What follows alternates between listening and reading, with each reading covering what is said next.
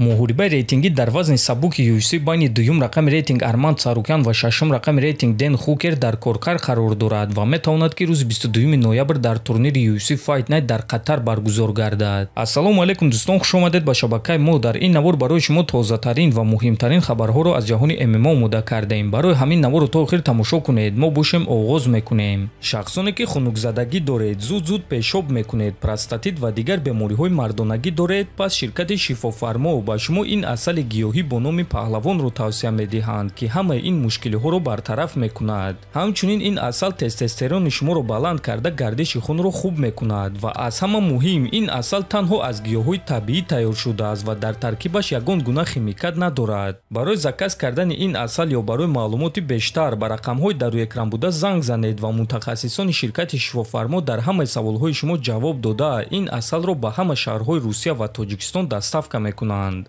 Аллакай пагоҳ шом турнири UFC Fight Night дар Париж баргузор мегардад ки дар он якчанд муҳорибаҳои беҳтарин баргузор мегарданд. Муҳорибаи асосии турнир муҳорибаи рейтингӣ дар вазни миёна байни Насруддин Имавов ва Кайо Боралё мешавад. Дуюм муҳорибаи асосии турнир бошад муҳорибаи рейтингӣ дар вазни сабук байни Бенуа Сен-Дени ва Маурисио Руфи хоҳад шуд ва Маурисио Руфи ният дорад ки дар ин муҳориба ғалабаи дурахшон ба даст оварда дар рейтинг болотар равад, чунки ҳадафи асосии ӯ чемпион Илия Топурӣ аст.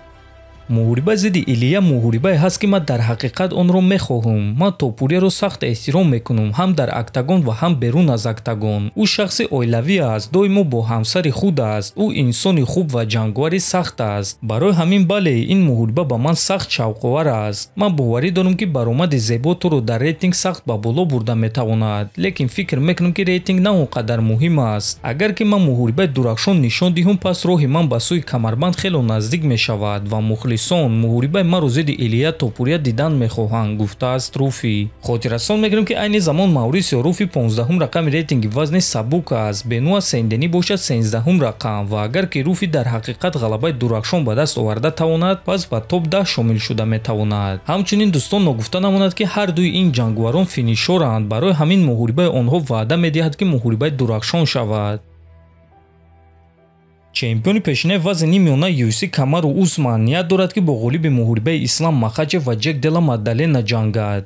Агар ки Ислам ғолиб шавад, пас муҳорибаи ман зидди ӯ муҳориба байни ду шоҳи панд-фу панд мешавад. Лекин агар ки Маддалена Исламро шикаст дода камарбандро ҳимоя карда тавонад, пас муҳориба зидди ман мавқеи ӯро ҳамчун чемпиони насли нав боз ҳам қавитар мекунад, чунки ман ҷангвари машҳур ва шоҳи пешинаи ин дивизионум, гуфтааст Усман. Ва дӯстон, дар ҳақиқат Камару Усман чанд муддат якум рақами панд-фу панд, яъне беҳтарин ҷангвар новобаста аз вазн буд, ҳамчунин Ислам Махачев. Лекин саволи аз ҳама калон дар он аст ки оё UFC чунин имкониятро ба Усман медиҳанд ё не, чунки дар вазни 77 килограмм довталабон хеле зиёданд. Ба фикри шумо Камару Усман арзандаи муҳорибаи унвонӣ ҳаст ё не? чанд соат пеш дар Олмон варзигари тоҷик Доробшон Наботов ва рақиби ӯ Маврисио Оталора вазни даркориро карда муҳорибаи рӯбарӯ гузарониданд.